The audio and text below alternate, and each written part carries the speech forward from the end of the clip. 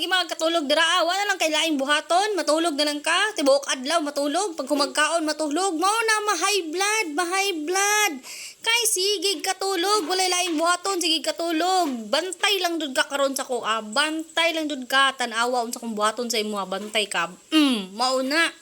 Kana kay sige kag katulog. Sige. Mo na mong gusto, wa pa gani kay ligo. Kana ligoon ta ka, bason ta ka. Tapa na pa isa. Samo kay ka ha, dugay kayo ka, gingnan ka na mag-ilis na, pag-ilis na dito, pag andam na kay manglakaw na ta, dugay kay kasangatanan. O sige, bason ta ka pagayo. Onya kana, namata na.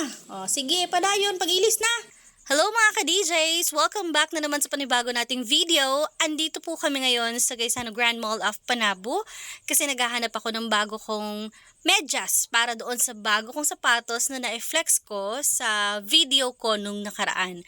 So ngayon naghahanap po ako dito para doon gagamitin ko sa bago kong sapatos. Yan! So, habang naghahanap po ako ngayon, so after this one, punta na naman kami ng grocery. Andito po kami ngayon sa grocery. So, nabimili po ako dyan ng hotdog. Hotdog para sa umaga. Umaga nating ulam. So, maganda po yung hotdog para naman madali ang pagluto lamang. Yan, hello kay nanay. Si nanay po talaga dumaan pa. Ikaw talaga nanay. Charlak bitaw eh.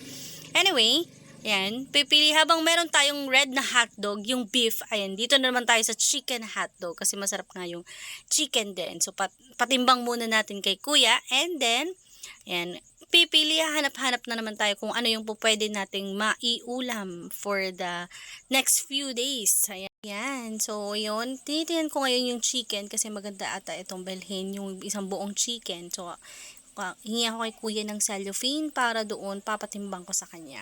Yan, paki kuya, thank you. Yan po. So ngayon naghahanap pa din ako kung po pwede nating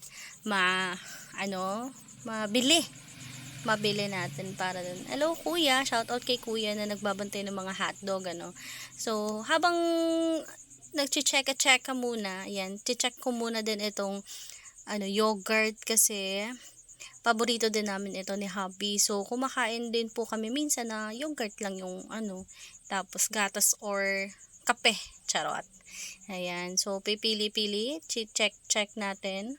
Tapos, sa mga bilihin talaga ngayon, sobrang mahal. Yung 500 pesos mo, parang wala na lang siya pagkabibili ka talaga sa groceries.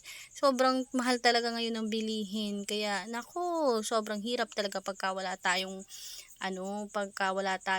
stable na trabaho, talagang sobra napakahirap bumili ngayon. Parang isipin mo talaga kung ano yung practical way na kailangan mong bilhin sa pang-araw-araw. So, hindi ka talaga po pwedeng gagastos ka na kung mga ano-ano na hindi mo naman napapakinabangan. So, it is very important na alam po natin kung ano yung mga kailangan, yung mga basic needs natin sa bahay.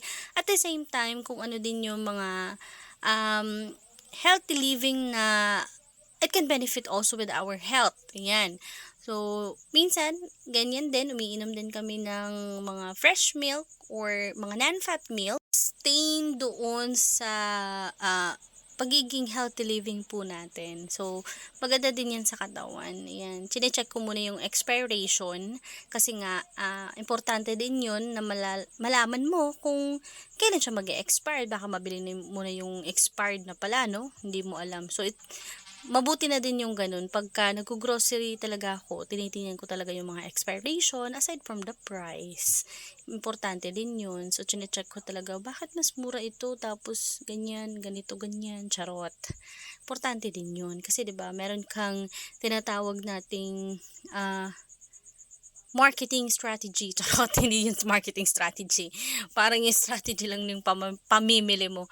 So, kidding aside, hanggang dito na lang po muna. Thank you so much for watching my video. Bye!